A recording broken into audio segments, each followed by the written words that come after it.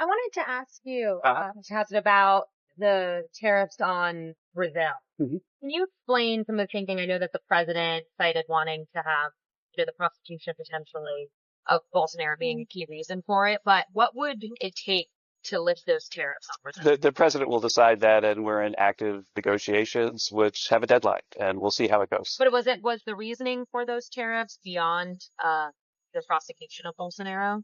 We'll see how it goes. Do you have a reaction to the better than expected economic data coming out of China? Is that sort of the antithesis of what Trump's trade policy is going to do in terms of constraints? There's a lot of ambiguity about what the real data in China are, and I'd have to study the latest data to see if I believe it. But there certainly have been lots of reports, anecdotal reports of troubles in China. But to the extent that the global economy is responding positively to technological change, which we're seeing across the world because of like better computers and so on, it might have been a positive thing for them, but I've not studied the Chinese data. But a lot of it is based on the expansion of sort of non-US trading partners. I mean, is that we have normalized our trade relations somewhat with China over the last few months.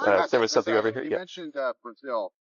Part of the reason you gave on is that national security threat is part of it. Can you explain that a little bit more? How is Brazil national?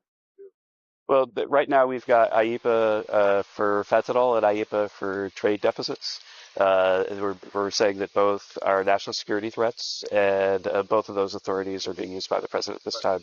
Over here. Station. Is there anything you can discuss about sanctions being discussed with Russia right now? There's nothing I can talk about that. On the EU, Canada, and Mexico, where do negotiations stand? Those countries have received letters, but there have been talks underway. There are talks underway still, and I think that the president has set a deadline so that everybody gets the clarity that you all crave by the beginning of August. I have time for one last question, please. President Trump was clearly upset against Spain at the Hague summit at the need for the lack of commitment of military spending, and he said he's negotiating directly with Spain on tariffs. Did that happen? Because clearly the negotiations are between the EU as a bloc. Did that happen? Will Spain have to come?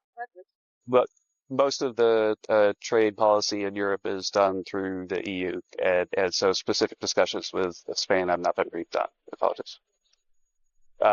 We'll see. We've got a few weeks left. Thank you very much. Thank you so much, Kevin.